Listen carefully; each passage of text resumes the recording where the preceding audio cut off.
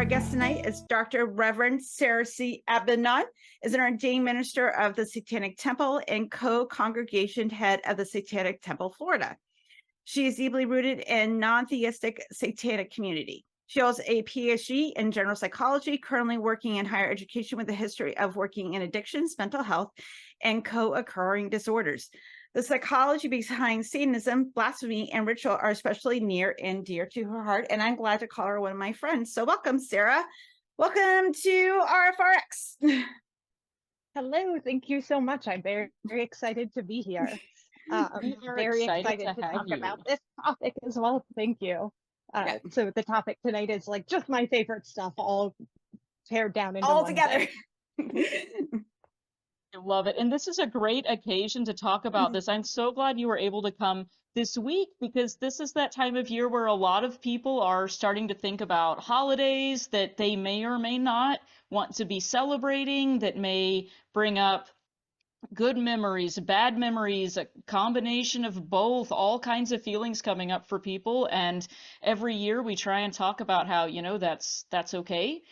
Those are the feelings you're having, and it can be a tough time for people. And we want to make it as comfortable as we can, and we want to give people space to celebrate in whatever way they feel like celebrating. And I love that your topic kind of, I think, is going to give us some options and different ways of thinking about our traditions and the ways that we have done things. And so thank you for joining us at this time. Yeah, of course.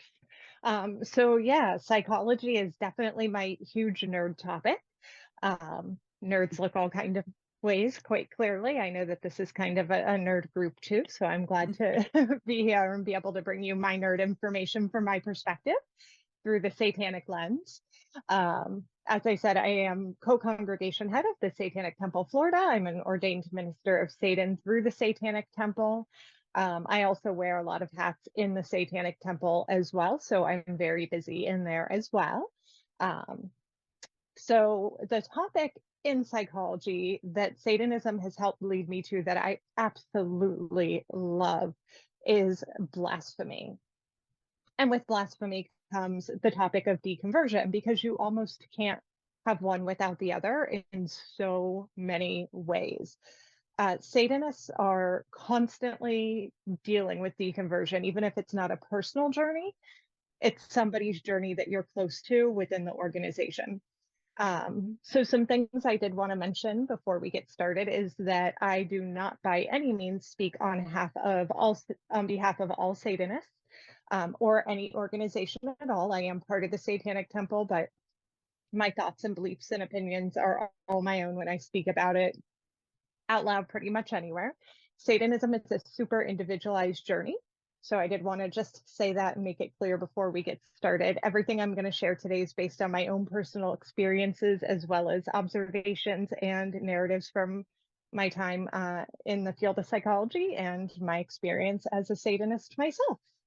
Thank you for giving us that background information. I think that's really important. I know a lot of people may have grown up in a religion or a belief system where they hear the word Satanism and they're thinking of something that may be very, very different from what you're a part of and what you're talking about this evening. So thank you for clarifying that this is not probably what necessarily the Christian church would describe when they are talking about Satanism, and we're thinking of things like the Satanic Panic and kidnapping babies and killing animals for sacrifices. That's not what we do here, right?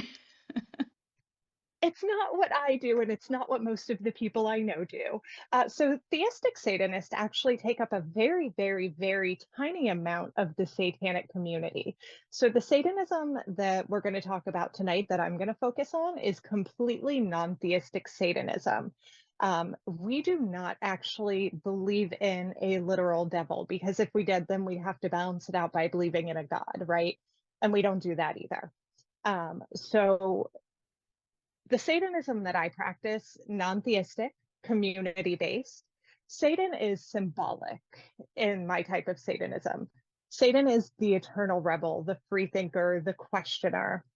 that just eternal adversary, right? Satan was cast out of heaven like a flash of light coming from the sky because he questioned God. He saw God as his adversary, if you look at the other side of that, therefore being removed from his kingdom for the questioning of him. This is when Satan became the adversary in the story, essentially, and is known as the great adversary across Christianity, especially known differently in different religions. So non-theistic Satanists definitely see Satan as a metaphor.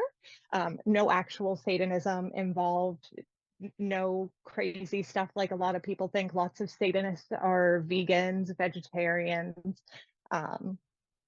really promote the good welfare of literally everything on earth. Compassion and empathy is within our first tenet. So things that are very important to us. So when we say something like hail Satan, we're actually hailing ourselves. We have no higher power. We are our own gods. Thyself is thy master. It's all about self-empowerment, accountability to yourself, that empathy and compassion that I mentioned before for yourself. It starts at yourself and it branches out to everybody else from there, because you've really got to have that for yourself to be able to hold it appropriately and hold that space for other people. So not all by any means, but many Satanists have come from a background of theistic religion. So as everybody here tonight knows, I'm sure, this often comes with religious trauma. People in the Satanic community have backgrounds as Mormons, evangelicals, Jehovah's Witnesses. Really, whatever you can imagine is all intermingled into there. So religious trauma, what is it actually, right? So religious trauma results from an event, series of events, relationships, or circumstances within or connected to religious beliefs, practices, or structures that are experienced by an individual as overwhelming or disruptive and have lasting adverse effects on a person's physical, mental, social, emotional, or spiritual well-being. So just like was mentioned earlier here in the opening, people with religious trauma suffer from anxiety, fear, trauma of all kinds. There could be an absolute laundry list there, depending on people's personal experiences. Uncertainty in identity, shame based on identity, in addition to a plethora of other things, and lots of guilt, stuff like that Catholic guilt, right? But there's that guilt, the fear of things, the devil's going to get you if you do all of these different things, the constant living in fear and feeling guilty about, like, you know, wearing mixed fabrics, literally stuff that's just kind of ridiculous. So like, for example, Jehovah's Witnesses. People learn that nothing is to be put above God, and therefore they don't celebrate any holiday, including their own birthday, right? Allowing oneself to actually begin taking part in holidays, as simple as that holiday might be, even just celebrating yourself, celebrating your birthday, that's a process. And that's part of deconversion, and it's stressful and it's incredibly hard, and there is so much psychology actually pent up behind the entire concept of deconversion. So that's why I find it personally interesting, because it's a much larger process than many people actually realize. There's so much more to it. So that process of deconversion looks like undoing all of that religious trauma. And that seems like such an easy and simple sentence, but it is so incredibly complex. I'm sure many people here or listening from wherever have been through this experience and understand that it is an entire journey. This can take a lifetime to undo, and some people have a really hard time with it. Some people fall right into a community. Maybe they find a fantastic community like this one, and it's a little bit easier to go through the process. But realistically, no one just walks away from theistic religion completely unharmed and immediately healed. Stuff like the secular therapy project that they mentioned at the beginning here, what an excellent place to turn to. I think therapy should be, well, I think everybody should be in therapy all the time, but that's just me. But I feel like, getting into therapy and really helping with a trusted, licensed clinician to work on that deconversion process, I think is something that goes such a long way to actually have a professional help you deconstruct everything. So deconversion overall is the loss of one's faith, and then everything else that comes with that. Because again, that sounds so simple. So it looks different for everybody, depending on the different trauma that people endured. People risk losing every community member they've ever known, family that won't talk to them anymore. And they have to deconstruct everything they've ever thought that they knew to be true. So deconstruction is taking this worldview that fit in this little tiny box where you knew God is real, Satan is evil, there's a heaven, there's a hell, I read the Bible and I listen to it or cherry pick it, whatever people do with it. So, it's like this whole world fit in this box, and then this box just opens and explodes and everything goes with it. It's like, when you get like, there's those like glitter bombs people send in the mail, and like the box opens and it just explodes everywhere. Like it's messy and it's chaotic and it's unexpected. And I feel like deconversion can often like feel a lot like a glitter bomb box exploding at you, because the pieces are just everywhere and you have no clue what you're really looking at. But it's traumatic, it's sad, it can be depressing. And for those reasons, that's why I think it's a good idea to work through it with a therapist if that's something that's feasible for you. So people have been taught really what to think and not how to think independently and freely. Because of that, it takes so much effort just to learn how to think. Like some people might have been raised by a family who put them into a religious school. Those religious schools feed you education through the scope of religion. So some people might not have even had what is actually a legitimate or valid education. Sounds a lot like living in Florida these days. It's fine, nobody worry. So, these thought processes are all that people know. And one day they have that aha moment and go, something doesn't feel right here. And now they have to deal with all this. So people then have to work to meet those milestones in learning how to become resilient against shame, fear, uncertainty. The hell anxiety that got mentioned earlier, that one is huge, because so many people who feel officially fully deconverted, deconstructed, they still have that hell anxiety.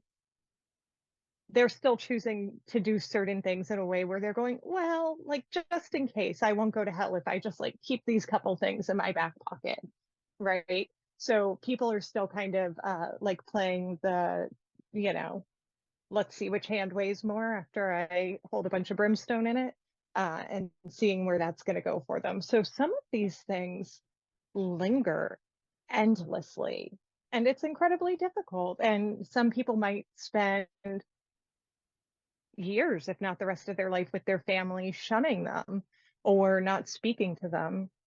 And there are some religions where if you leave that religion, your family is not supposed to speak to you anymore. You're exiled. And that is incredibly mentally and emotionally traumatic. So things like finding community, such a big deal. So, deconversion can be a life-altering, if not life-saving process to many Satanists and in general, of course. So let's talk about that a little bit. The process of deconversion is not specific to Satanists, of course, but here I am as a Satanist with information, so let's go there. So that process of deconversion might look like a little bit different of a journey than it does for other people, right? So many people deconvert and call themselves an atheist and haven't found fantastic communities like this one, don't know they exist, and they're just kind of doing it by themselves. It can be incredibly lonely. You don't have people to bounce ideas off of. You don't have that like-minded community to help you deconstruct those things. You don't have people to talk to. You don't have people who can empathize with what you're going through. So I think some of the important things about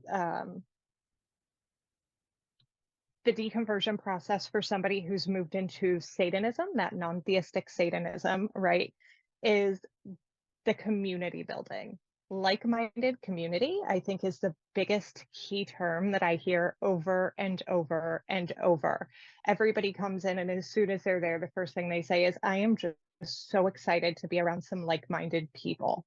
Because not only are we, so I kind of like, I call us like shiny atheists. Because that's really what we are. Like we're spicy atheists. Because if you look at the satanic community, what you're going to find is people who do not have a belief in a deity or any type of evil, and a lot of them look super gothic. A lot of them look like they're headed to a metal show. You know, we've got crust punks.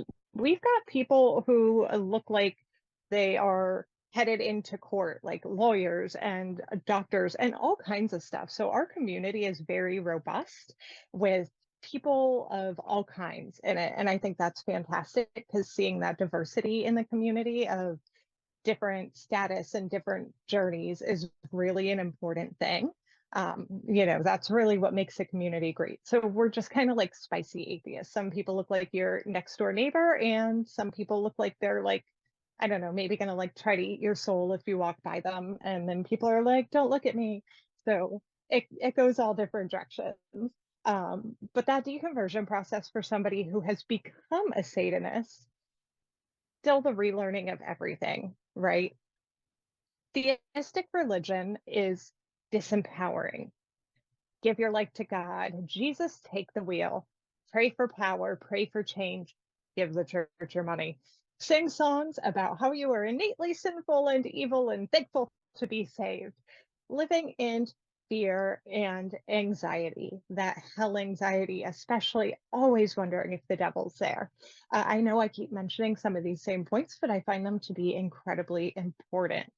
So, deconversion through the lens of Satanism often looks like finding one's own power, like truly beginning to embrace yourself as an autonomous person for who you are, and beginning to find a lot of value in that where you might not have been able to find value in a former life of oppression under the regime of the church.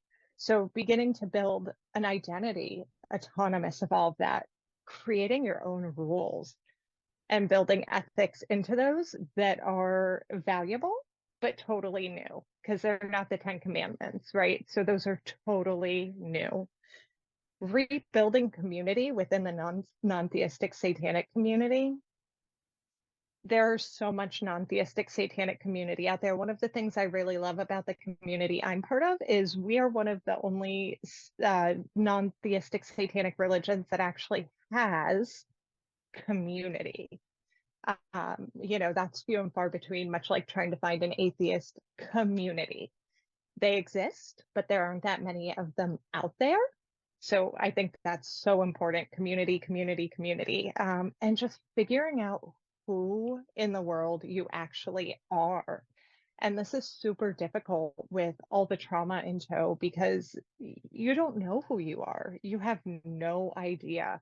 You've been told who you are and how to dress, how to act, not to get things pierced or tattooed, and all of a sudden you have all of this freedom. So I think that these parts of the journey are huge. So some things of note that apply to anybody: theistic religion can actually change the brain. These are like some of my favorite points in this overarching nerd topic. So much like any other type of trauma, these neural pathways can actually be rebuilt. I love the human brain because it is malleable and it is adaptable and it is retrainable. It's going to take hard work. It's not going to be easy. Again, that's where I push the therapy aspect. but it can actually be fixed and healed through making positive changes. So theistic religion has actually been shown to affect the hippocampus, for example. Research actually shows hippocampal atrophy in those who report life-changing theistic religious experiences.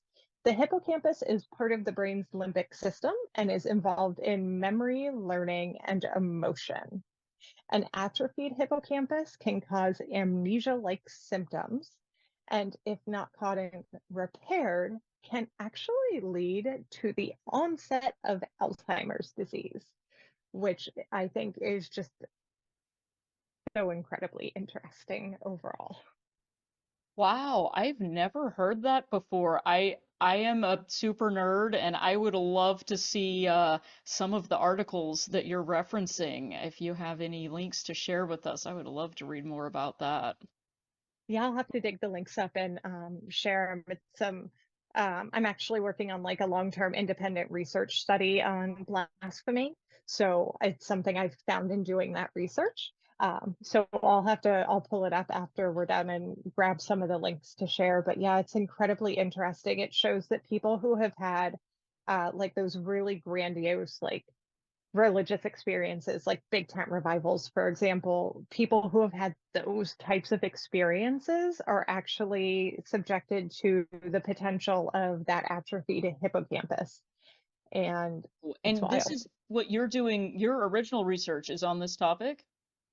So I'm still working on getting it to the IRB. That's the stage I'm in right now, but it's on the experience of the healing aspects of blasphemy as ritual.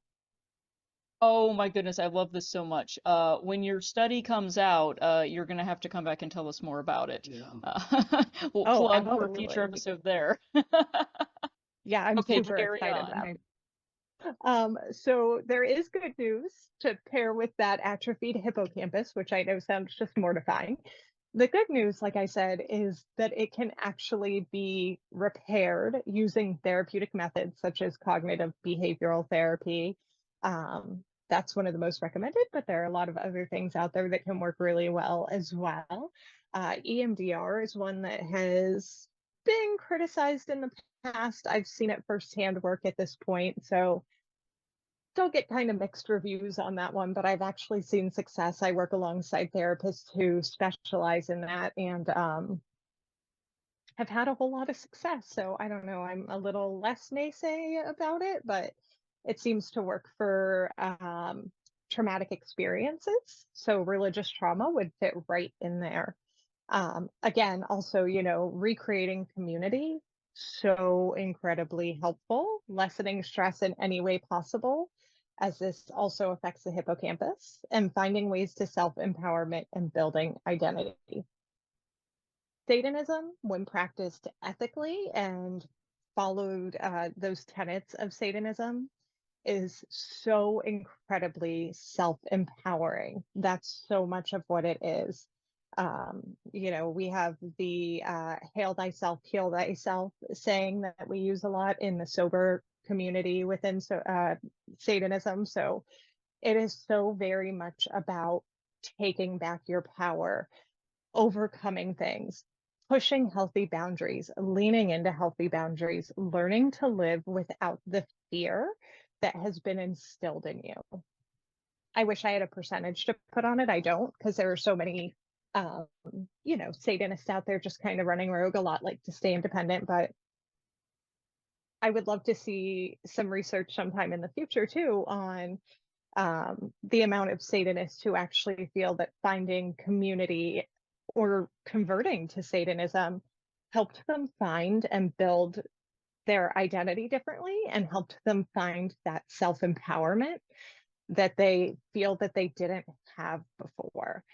We have so many people who come into the community who, come from churches where women weren't even allowed to talk. Being a transgender person was not a valid identity. Like, you did not get to do that. Being queer, not okay. All these different things. And Satanism is a safe space to do all of that stuff, as it very well should be, or it's a place I wouldn't be. But being able to be empowered to do all of that and feeling like you're in a safe space to be able to just be your true and authentic self. I think that what I've found personally in Satanism is that people who have deconverted and converted to Satanism, so we are a 501c3 recognized religion. So we are truly a religion, and that's what sets us apart from not being atheists and like the line stopping there. And I think that's one of the reasons I kind of call us like shiny atheists, is because we actually are a full-fledged religion, which does grant us some protections as well. I think that also helps people feel a little bit safer in the deconversion process because they have a true safety net. Um, there's a trans witness program now where trans individuals can have a minister of Satan go to court with them. The person has to be appropriately trained to help them protect their identity. We have a reproductive rights clinic out in New Mexico. So there is so much that says, come here, bring all this with you, and we're going to help you make it be okay. And that comes with that community building piece. And again, that's why I just press the community piece, because I find it to be one of the most important parts of my personal experience with my journey in Satanism. My community is incredibly important to me. I see a lot of lovely satanic faces logged in here tonight even.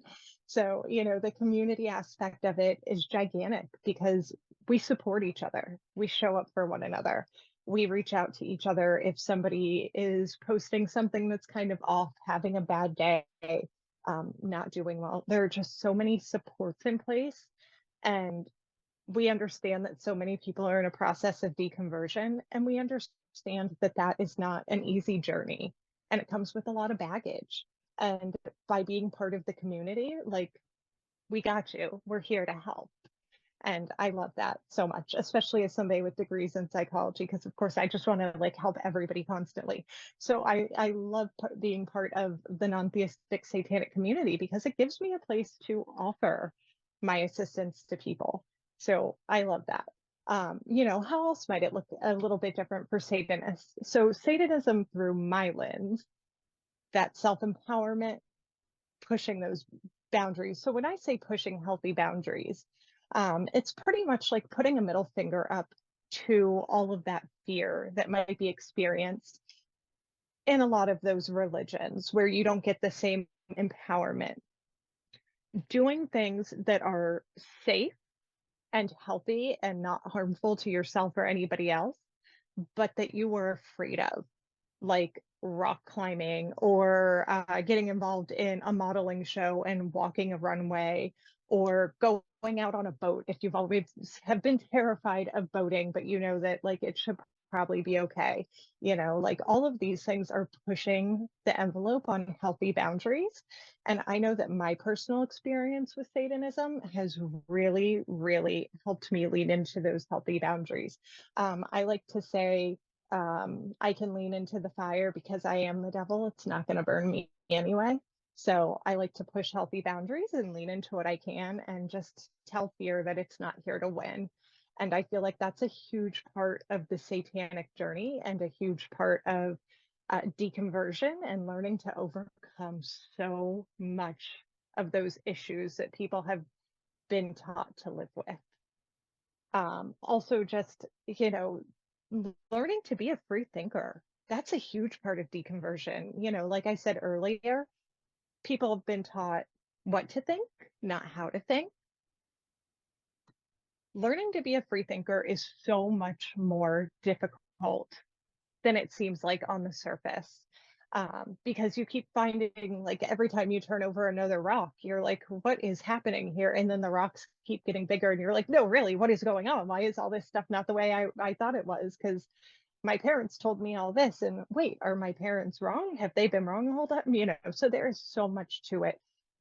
Those concepts of just learning to question everything.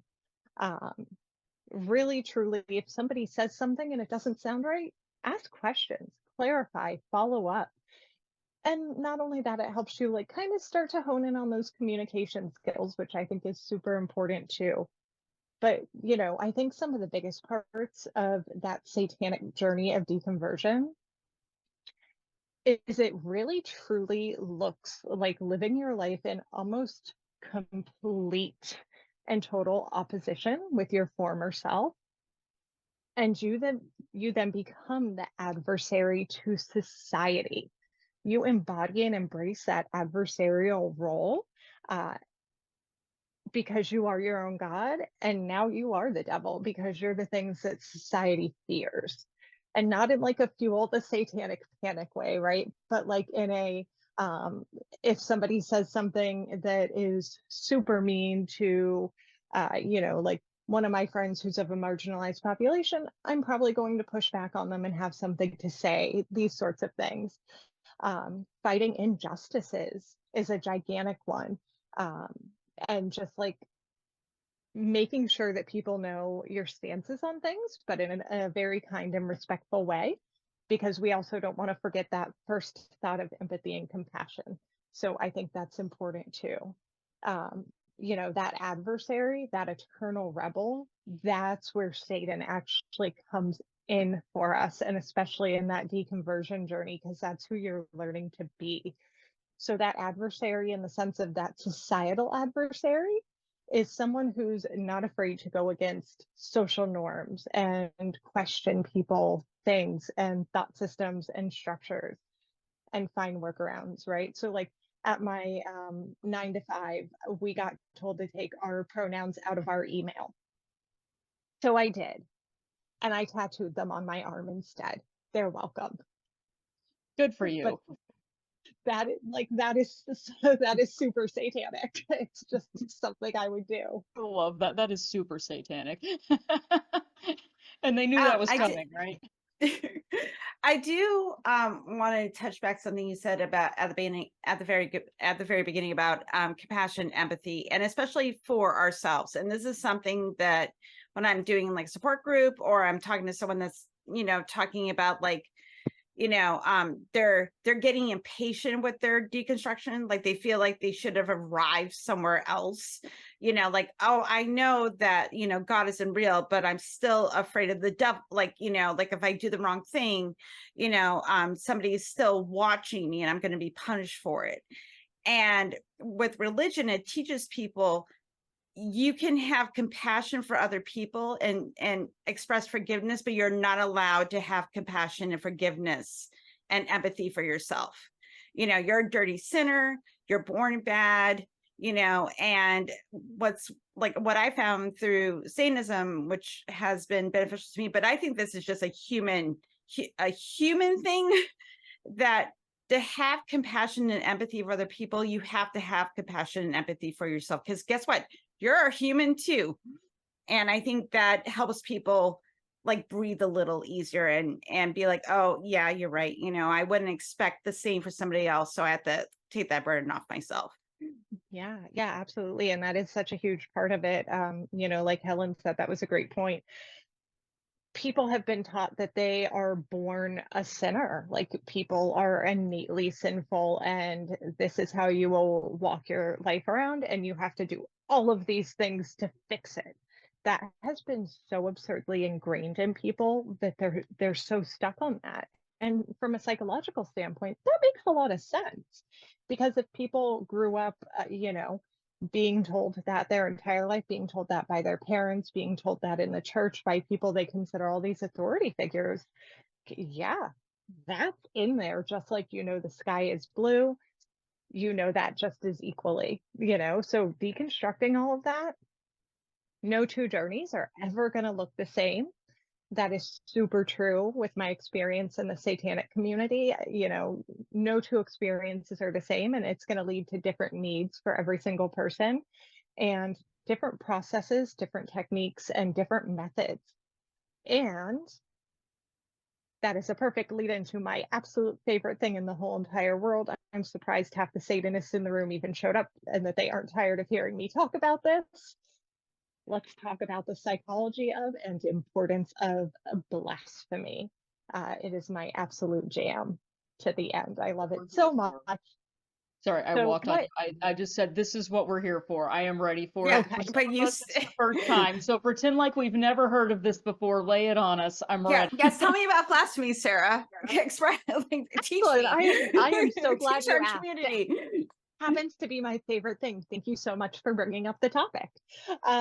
So one thing I want to mention before I dive totally in is that blasphemy is still outlawed, since that was one of the poll questions we put there, in 79 countries within varying levels. That was a shocking number to me personally when I found it out. I do a lot of research on blasphemy, so that's one I've actually known for a while and not from current researching. But yeah, it is still illegal quite a few places. One thing I was telling everybody when we were chatting before we got started here was that, like, for example, in Scotland, blasphemy was just taken off of like the outlawed list in like 2018 or something like that. But I think the last actual charge of a blasphemy offense was in the late 1800s, and it was kind of just chilling there. So what is blasphemy?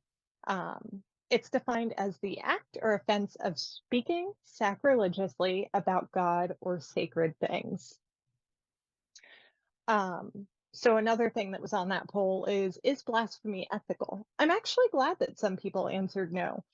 After I talk about some other things about blasphemy, one thing that I always absolutely hound on, and I find to be an incredibly important point to talk about when discussing blasphemy, is ethical versus unethical blasphemy. That is so huge for me. My psychology brain says that that's something that's always important to bring up because, yeah, there's a wrong way to blaspheme. And I think it's equally important to talk about. So thank you to whoever answered no for that so that we can actually talk a little deeper about it. So blasphemy is an excellent tool for healing and empowerment from a psychological perspective. I'm sure, as you can guess, as a Satanist, blasphemy is a huge part of my life. People often think this is a Zoom background, but this is really just my bedroom because it's all very blasphemous, trust me. I'm also sitting on a church pew in my bedroom, and I am doing so blasphemously, I promise that as well. Blasphemy is kind of like a lifestyle for me in some ways because I just live it out in daily actions. That is so true of so many people on a satanic journey. And there is so much intricately connected to that within the process of deconversion, which is why I've paired these two topics together. So I was talking earlier about that rewiring of the brain that can be overcome by undoing or working through some of that religious trauma. Blasphemy is a form of therapy. It can do those same things. Acts of blasphemy can actually help rewire the brain. So we already talked about trauma and where that's held in the brain in the hippocampus. And it can also affect the prefrontal cortex as well. So it can actually act as a therapeutic tool for recovery to the same extent that like individual counseling can and things like that. But the really cool thing about blasphemy is it is super unique. Aside from the ethical components of it, there's no right or wrong way to blaspheme. It can be done alone. It can be done in tiny acts. It can be done in grandiose acts, like ritual that I'm going to talk about a little bit more later. And these are acts that are a really, really important part of the satanic journey and of satanic practice.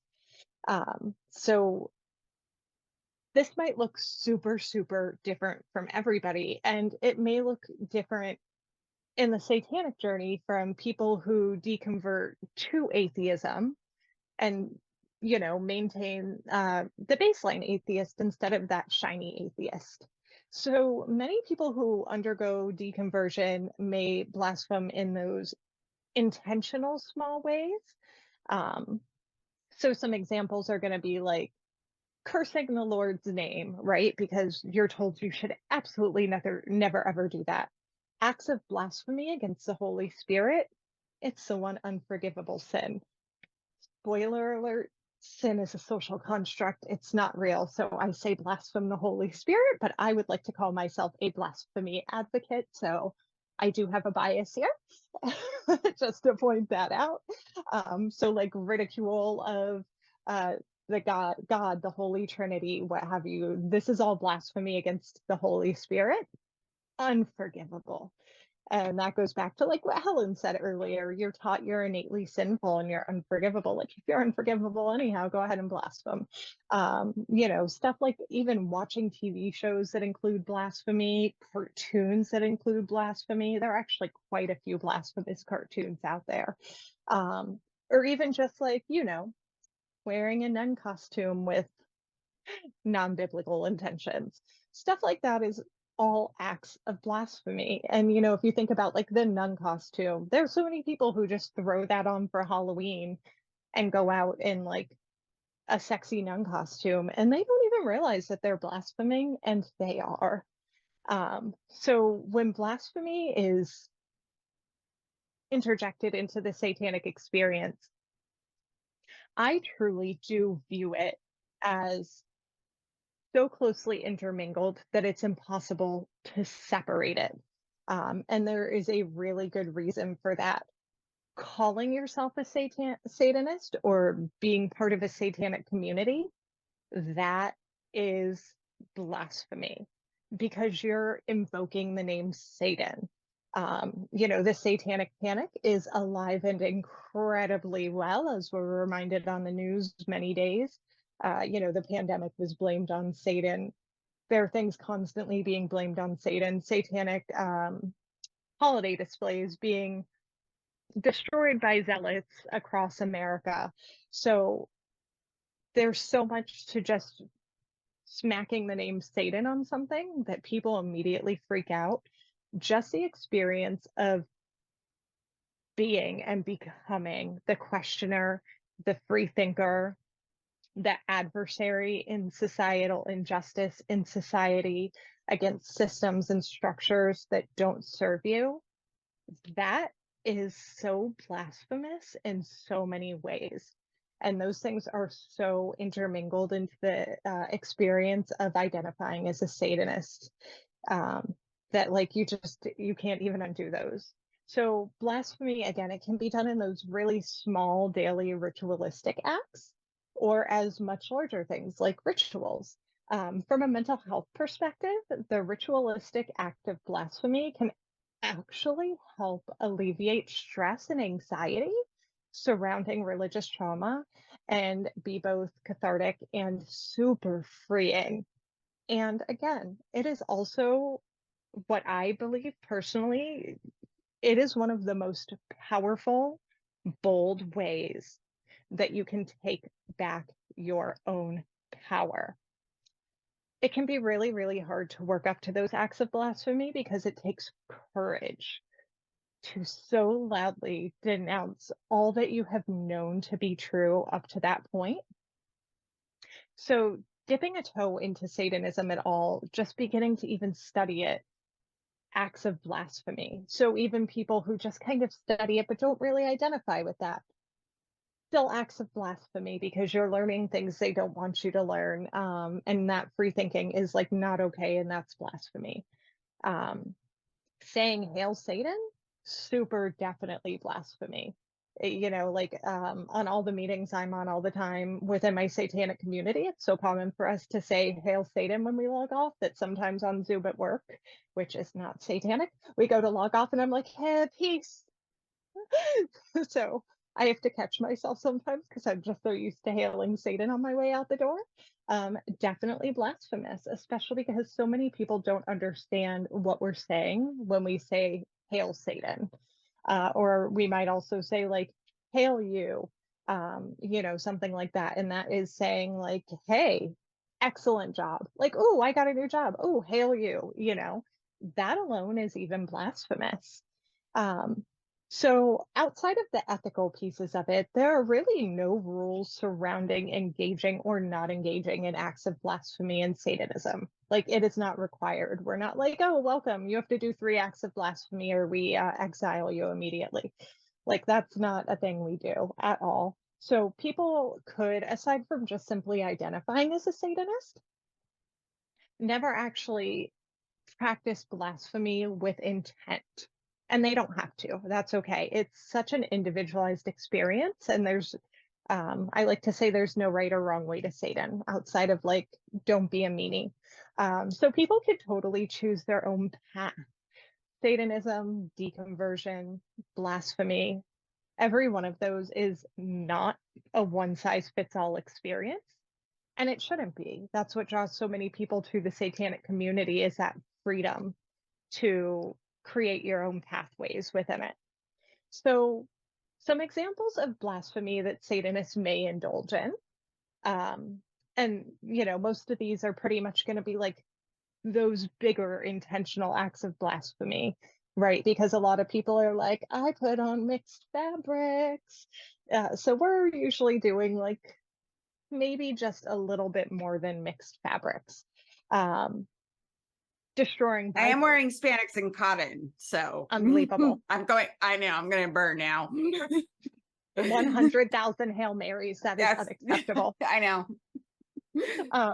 So destroying. I'll do some Hail Marys as a penance, and So obviously I like acts of blasphemy. Oh, you can see I lit up a little more. So I was actually using this as my mouse pad on my church pew, but I have this large family Bible and I use it for rituals. So hollowed out the inside of it, and it has lights on the inside of it now. So when I open it and hold it up in a dark room to do a ritual, I am illuminated. Obviously blasphemy. I don't think you're supposed to hollow out family Bibles on an ongoing basis, but I do what I want with Bibles because they're free at almost every hotel and useful. So why not? I actually got that one free with the purchase of a prayer bench that is also in my bedroom. So like that is definitely a more grandiose act of blasphemy that some people might not indulge in. Or misusing any other religious artifacts, like all of this stuff here, definitely blasphemous that I have it in here, and I promise you I mispurpose it. Using ritual to metaphorically destroy a former faith or that which does not serve you, very blasphemous. So what does that look like, right? That might mean taking a Bible and writing something on the inside of it about how it's hurt you, how it's not going to hold that power over you anymore, and how you're taking that power back. And you might think on that for a little bit. You might work with a minister of Satan who says a couple words, and then you're going to throw it in a fire and watch it burn. And there's this very cathartic release that comes along with that. So something like that could be considered a destruction ritual. There are self-affirmation rituals denouncing myth and embracing your power. The creation of blasphemous art is another one that's gigantic. I'm looking around for anything. Weird that I don't have any blasphemous art. This was actually my Anti-Claus costume that I made for our Sol Invictus event, and it is covered in Bible page fringe because I was Anti-Claus. So, that is obviously blasphemous, and I don't think you're really supposed to do like that normally, but I do anyhow. So mispurposing holy scripture or artifacts at all is very blasphemous and something that Satanists often engage in. Turning the crosses in your home upside down, holding a black mass. Black masses are a lot of fun. They can be done in so many different ways. It's kind of that reenactment on the Catholic Mass. And we might eat something super silly as a sacrament like an apple to eat the knowledge, from the tree or what have you. So there's a whole lot of fun to be had in blasphemous rituals, but they really are serious, believe it or not, when we're doing them. Owning Mormon temple clothes or Mormon magic underwear, that's blasphemy. This is one of my favorite ones. I have a puppet Jesus, and he is a very blasphemous little puppet Jesus. He likes to come out and do things he shouldn't. Does he do voices? Does he have an act? Can he make a little cameo appearance by any chance? You're gonna regret this. Not. Because he does make appearances sometimes. He's made appearances on our temple services. Hi, I'm Puppet Jesus. My dad killed me. I'm not a great puppet master, clearly. That's about as good as it gets. I don't Puppet, regret that at all. Puppet Jesus once, I wish I could remember the actor's name, but there's an actor who's actually on the show Good Omens. And one of my neighbors is like friends with him. Like they chat all the time, and Puppet Jesus once sent him a video. So that I happened in his love life. that. That is High excellent. point of my life, low point of his, I don't know. Well, I was going to say, Sarah, that he made baby Jesus cry by cutting up the Bible. Baby Jesus is very sad. That's fine. That's fine. I will catch his tears. I will catch his tears and turn them unholy. Cry, baby Jesus, cry. So let's see. Yeah, you may be going to get to this next, but I've got to know, like, how do you celebrate this time of year? Do you have any particular rituals or blasphemous things that are meaningful to you? In my satanic community, we actually celebrate a holiday called Sol Invictus. It is celebrated on December 25th, and it is about renewal, re-energizing, sharing of knowledge is a huge one. So like we had a Sol Invictus celebration this past weekend, and we did a ritual for that was about just overall like sharing knowledge, not being afraid of knowledge, dismissing everything that you no longer need to know that doesn't serve you, dismissing that false education that like has not served you in the past. We had a series of battery operated candles because Satan safety, and we turned all of them out partway through the ritual except for one, and then pretended with the not real flame that one candle can relight all those other candles. So a little bit of knowledge can go a very far way. And that's really what this holiday is about in my non-theistic satanic community. Really big thing is just also being there for each other at this time of year. You could probably ask 100 different Satanists and get 100 different answers on the type of ritual they might do. We write our own. So they could look so many ways, but just those acts of owning knowledge as your own and owning it as a shared responsibility in a greater community, and owning that concept of real knowledge, because like our fifth tenet is putting scientific evidence above all else, putting faith in scientific evidence pretty much. So having knowledge that's true, real, evidence-based, researchable, this is all incredibly important to us, because with the whole question everything sort of aspect, you have to be able to back things up. So lots of congregations across the US have done lots of different things for the holiday. So again, that's like the beautiful thing, is it can be reworked however you want it to be reworked. One thing so I come from a whole family of filthy heathens.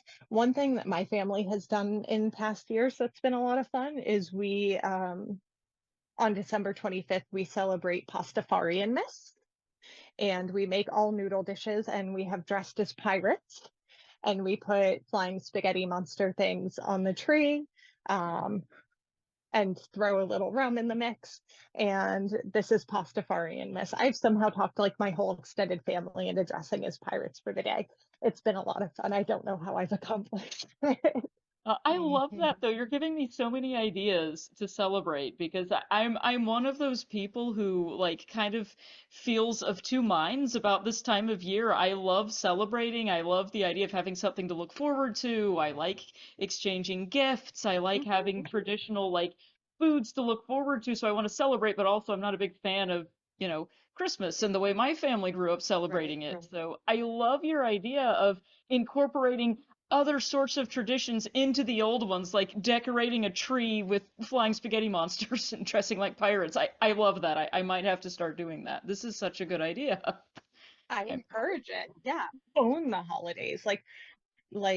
First of all, Jesus, if he ever was a thing, wasn't even born in December. So like it's not really his holiday if there even is a him. Anybody can have it. And aside from that, there are like thousands of gods out there, and everybody likes to fight about whose is right. So like just literally celebrate whatever you want. Celebrate existing, and do it your own way. Because like what's it really matter? You just live a life and then you just die. So like do it the way you want to do it. Incorporate blasphemy. Don't celebrate it the way that the Christo-fascist world has told you to celebrate it. Take back the power through the use of blaspheming that holiday and do it how you want. Like obviously Halloween is a huge one in the satanic community looking at holidays. We're all a little creepy and weird, but like it's the good kind, I swear. It's fine. I was just gonna say, like I was telling the husband, like I want to do like a whimsy horror, like Halloween Christmas tree where I can put it up in October and carry it all the way to the holiday season with, and it also has whimsy, but also like, you know, like skeletons and tombstones and stuff amongst like, like snow fairies, like I think you can have both and it's fine. Yeah, I mean, technically you can do almost anything you want as long Yeah. as it doesn't hurt anybody else. That is true. And that's a great caveat too. I'm glad you mentioned Yeah. that because I mean, kind of like we talked about at the beginning, there are a lot of people that are wrapped up in this whole satanic panic mindset, thinking that Satanists are out there to harm people, and that's not it at all. You're empowering yourselves, but also you've mentioned several times about being mindful of other people and not causing harm to them too. And I think that is a really great point that you've made a few times really well. So thank you for that. Yeah. Well, Yeah, thank you. Yeah. yeah. No, do you want to mention anything else about blasphemy or ritual or celebrations or anything else before we start moving into Q&A? Let me bring up the ethical versus unethical blasphemy thing real quick, as promised. It was on the poll, so I want to make sure to hit on it. So like I said earlier, there actually is a right or wrong way to blaspheme, and that is based on ethical versus unethical blasphemy. And this is one of the most important points I like to bring up when I talk blasphemy and the psychology of blasphemy with anybody, because it's such an important distinction and incredibly overlooked. And I think if people are going to blaspheme, they should know how to do it ethically. So these are my definitions, because I've never seen anything about ethical versus unethical blasphemy anywhere except for like me just being like, that's got to be a thing.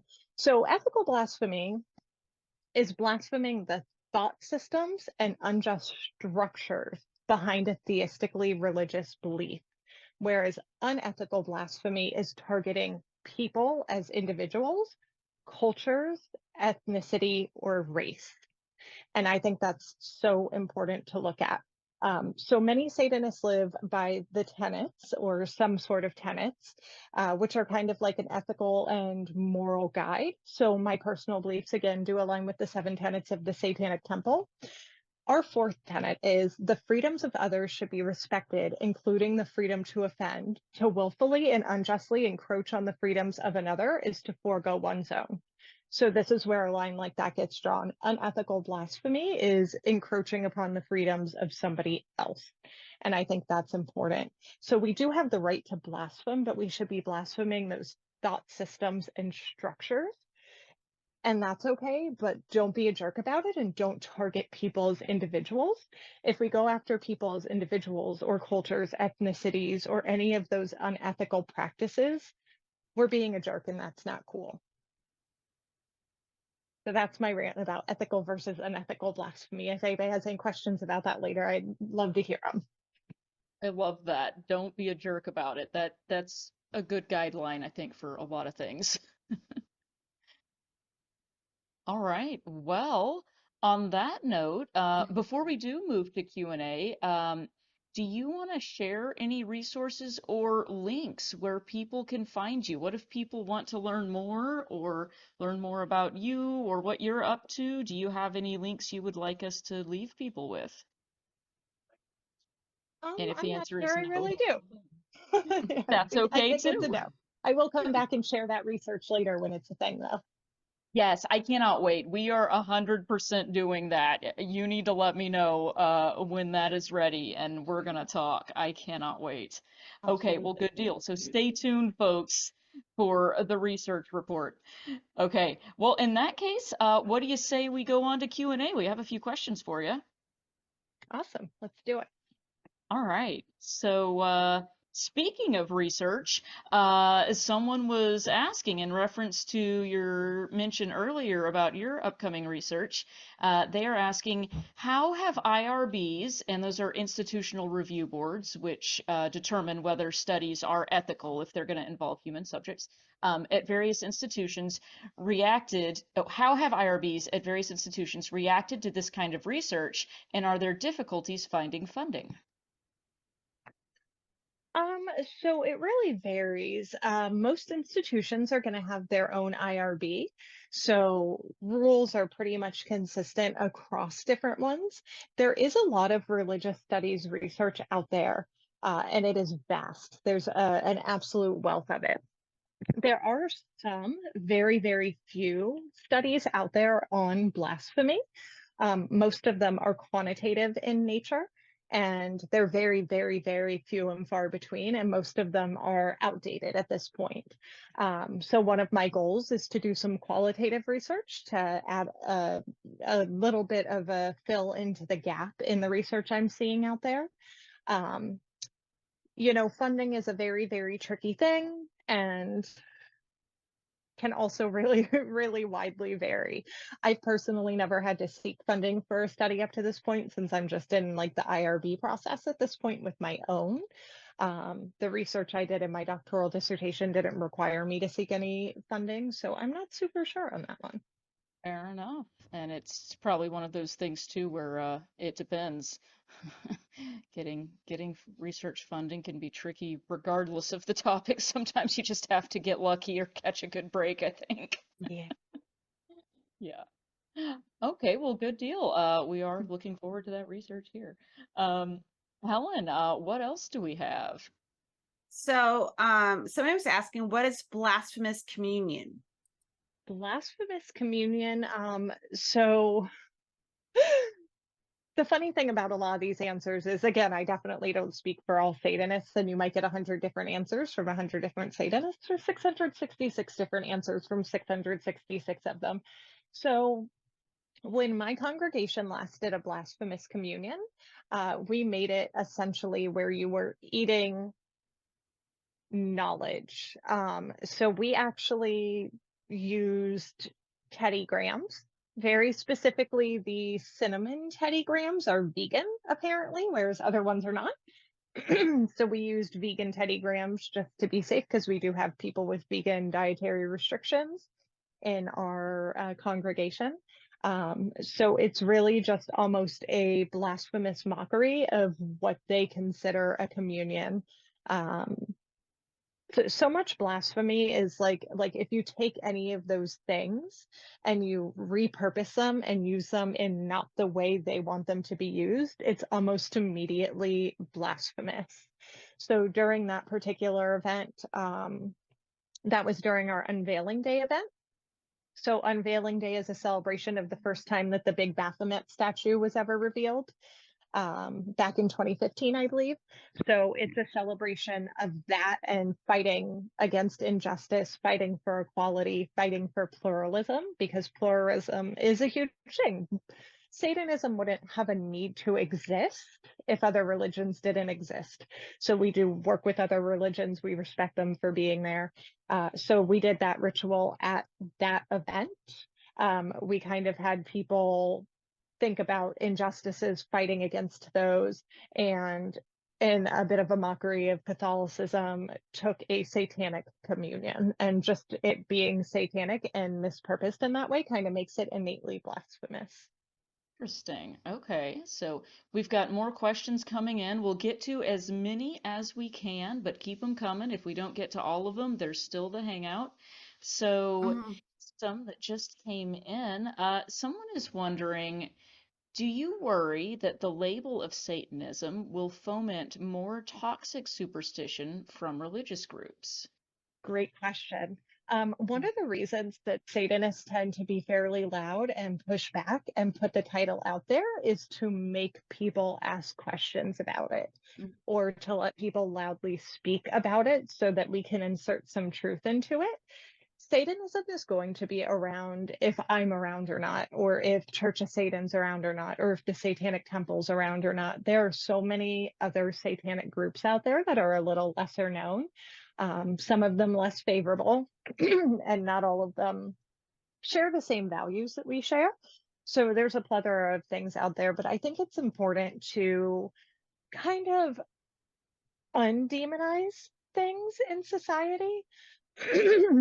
Sorry. And get rid of those like maladaptive schemas that people have had ingrained in their brain over time. So schemas are something in the psychology world, it's a CBT thing, that like are the things that you know to be true societally or individually because somebody has told you those, right? So like Satan is evil.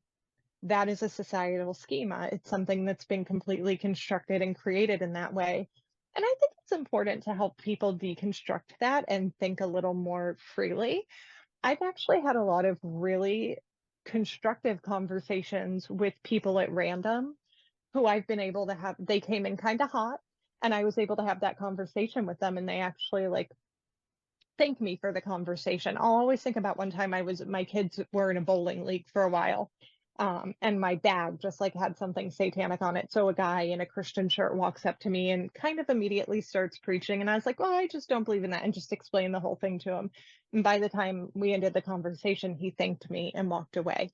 So people are a little more open to conversation and education than a lot of people think they are. It just has to have that compassionate and empathetic approach. And I think those are some of the most important components. People tend to feel attacked and on the defense. So they immediately are just like, no, screw you, I'm not even having this conversation, but that's not going to help any progress anywhere. So, often people are like, oh, Satanist, that's so evil. And you're like, I mean, not really, and have a nice conversation. And it is possible to share that education with people. I love that he thanked you at the end of the conversation. That's great. And some good people skills you got there. All right. What else do we have, Helen? We've got questions coming in hot and heavy. So I know. Okay, so this is in regard to 10 and 3. What do you think about age limitations, that one's body is inviolable, subject to one's will alone? This is where it gets legal and sticky. Yeah, that's true. Yeah. First of all, that's going to be different state to state, and it also depends so very much on the exact limitation. Like in my state, it is banned for any person who is legally a minor to undergo any type of hormonal therapy, regardless of the reason. And there are a million medical reasons out there that are not a gender transition, right? So that's actually put a huge damper and burden on a lot of people for so many different reasons. Bodily autonomy at any age is a really tricky one, because like I have a 16-year-old daughter, and some people, I'm on these parenting pages where people are like, my daughter wants a crop top and she's 17 and I couldn't possibly let her wear a crop top. And I'm like, bro, it's just some material, calm down. So like my daughter can wear crop tops, my kids can have their hair however they want. So yeah, the topic of bodily autonomy goes really far and really deep, and much further than just like, should a minor be allowed to be on hormones or not? And like Helen said, that does get legal and sticky, so I don't want to go too deep into the topic, because it is a loaded and heavy question. Like this is kind of my perspective as a parent, and that you do have some sovereignty over your child. to guide them to be responsible human beings, and also to teach them that their body is their own. And because if we're teaching our children, like, no one's allowed to touch you, that's not allowed to touch you, you're allowed to say no, have respect for your own self, that also leads into what they can do with their body. And also that children are not little automatons, that they do have the intelligence to understand things at appropriate for their age. And if you just do this blanket statement where, if they don't know anything, I have to, be in command of every aspect of their lives, because like, even on a legal sense, we don't do that. So we also have to have, like, this is more, at least more to ethics than the law, but you have to realize that your child does have bodily autonomy, and it's age appropriate. And if you recognize that the bodily autonomy comes with maturity and age appropriateness, it's an easier place to kind of understand those gray areas than making a blank statement either one way or the other, because there's shades of gray, because guess what, everything is complicated. Good points. Okay, so speaking of kids, we've got another question here. This one is sort of a scenario question. It might also be a little bit of a legal question, so feel free to answer as much as you feel comfortable and not any parts that you don't. Someone says, my school district will allow staff to wear religious shirts. I'm a public school teacher, and I asked the district's diversity, equity, and inclusion department if I could wear my Satanic temple shirt. I was told I needed to talk with HR and to make sure it upholds the district's values. I asked if everyone else got permission to wear their shirts, but no response. If they deny me to wear my shirt, what can I do? And what are your thoughts generally on this scenario? Personally, if it were me, I would fight them like hell about it. But I'm Brazilian and obnoxious when it comes to stuff like that. The careful thing is, so this is such a satanic question, because Satanists, for example, in my community, don't go into places and make us think about things unless there's not equality there. So like, we wouldn't try to put an after school Satan club somewhere that there's not a good news club, for example. We only want to go in there to give people options and equality. And if the result of that is that they say, oh, that's so funny, we were just canceling that good news club. Okay, that's fine too. Then we don't even have a need to be here. Thanks for your time. So what might happen is if you push back hard enough on HR, you could get a similar result. Well, but these people are doing it, and I'm a little confused. I would start by asking for clarifications and explanations. And say, well, but these people are doing it, so they're wearing a religious shirt, and this is a religion, so I'm a little confused on why I can't. If they do continue to make a stink about it, I would maybe consider talking to, even like, if you can't afford a lawyer, legal aid about it, and just seeing what they have to say. We do have what's called our Satanic Representation Campaign. You can always reach out to them as well, and they are not themselves like lawyers or anything, but they can do a ton of research and help give you legal guidance on that. And honestly, if you do that pushback and are still not getting anywhere favorable, that would probably be the best way to go, is to I can probably find the email address real quick, is to reach out to our Satanic Representation Campaign and say, hey, question, problem, what do I do? Thank you. That's a great resource. And if you find it, we'll put it in the chat and add it to the show links as well. And let's see, while you're looking for that, what do you say, Helen? You think we have time for one more question? Yeah, actually, this is a good follow-up question to this. How do you respond to people who question the validity of the Satanic Temple because they say some sort of fake religion or copycat or mockery of the Church of Satan? Oh boy, are we different than the Church of Satan. I know. So here's what I will say. Anton LaVey absolutely blazed the way. We usually recommend that most people read the Satanic Bible, which is Anton LaVey's work, to have a better understanding of kind of those formative roots of it first being recognized as a non-theistic actual religion. Church of Satan does not have IRS recognition, to my understanding. So if people say that it's not a real religion, the question is, well, what makes up a real religion to those people? And if the answer is having a God, there's so much you can say to challenge that. Much of Buddhism does not have a God, and it doesn't stop there. There are so many sects of different religions that don't actually even worship a deity or believe in a deity. So I think that's an important point to bring up. Also, if the one thing that they think validates a religion is that it's an IRS recognized religion, well, we are that, and we pay the taxes and do the things. So just as equally to anybody else, we are a true religion. And then if people just want to argue, then I'm just going to stop, because they're probably not worth my time. I'm always open to a conversation, but you can tell the difference usually if people are just trying to like argue or be an in-person troll. And that's where I'll just be like, I'm done.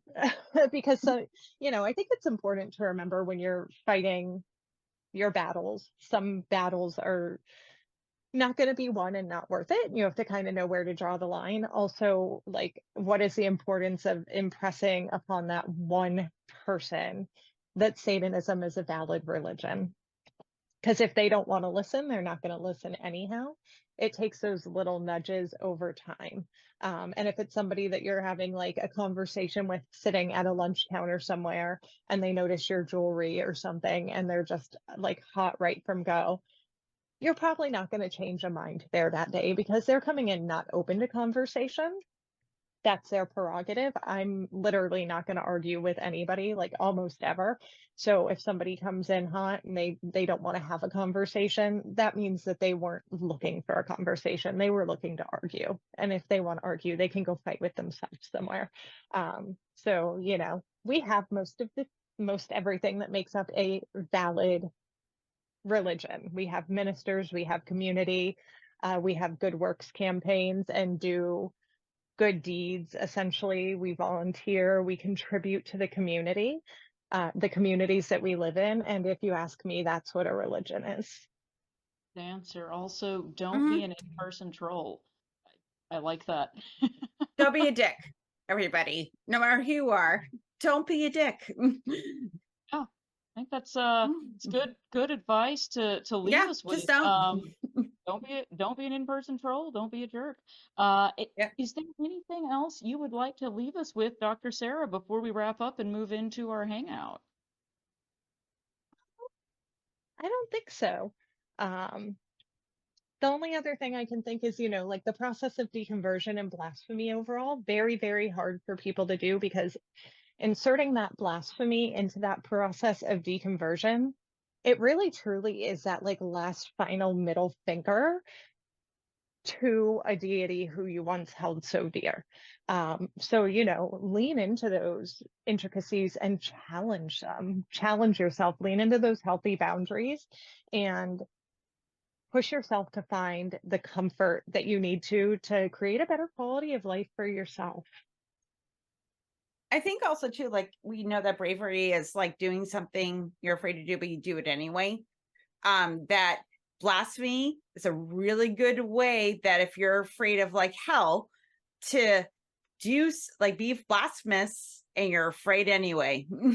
and find that empowerment within yourself. So I think that's a really important message. So thank you, Sarah. Thank you for being here with us and for sharing all of this. This was a fascinating talk, and I cannot wait to hear more about your research and chat with you some more. Okay, so and now I'm going to introduce our wonderful president and founder, Dr. Darrel Ray, to give his final thoughts, opinions. He's going to say words, everybody, so pay attention.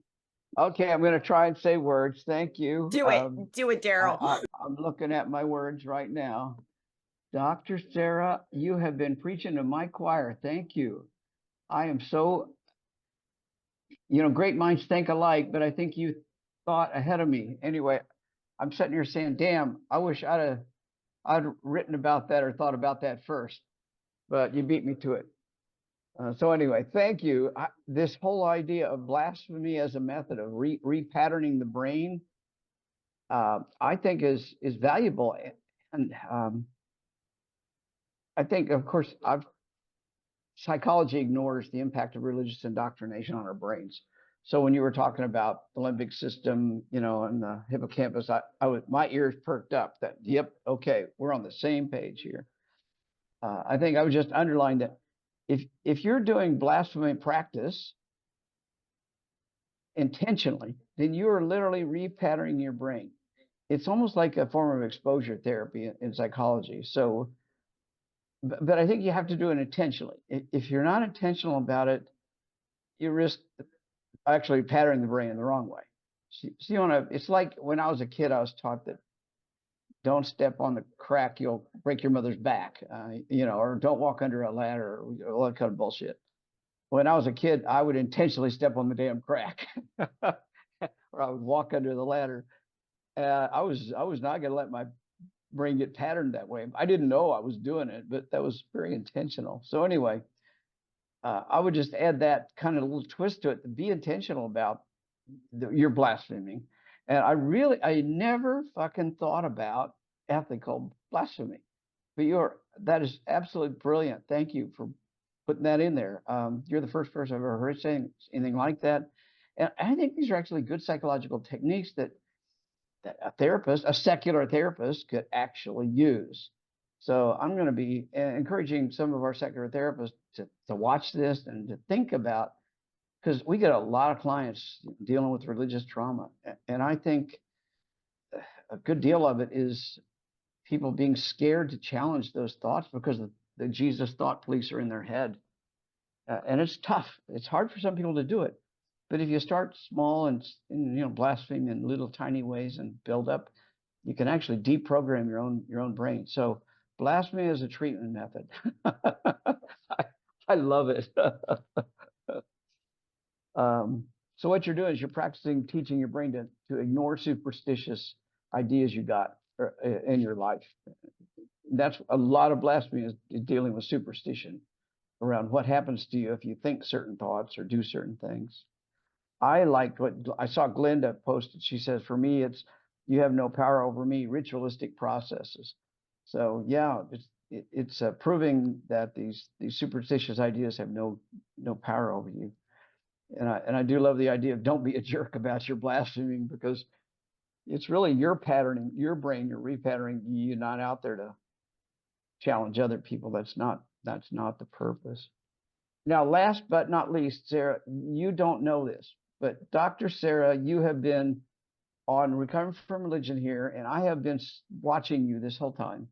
And I am the high priest of the Church of the Flying Spaghetti Monster. I don't know if Kara told you that or not, but there's only one. I'm the high priest. I'm higher than the fucking Pope. What an honor. I did not know. You did not know it. Most people haven't found out. The word is not quite out. We're not hiding it, but anyway, I just wanted to let you know that I'm going to give you a special blessing right now, because you have enlightened the folks on this planet a little bit more about the Pastafarian belief structure. And I love that you you acknowledge his noodly appendage on your tree. That really is wonderful. So here's my blessing. Bless you, Dr. Sarah. May you always have ramen, pasta, and all the meatballs. Ramen. Back to you, Kara. She even said the right thing. Thank you. Ramen. Ramen.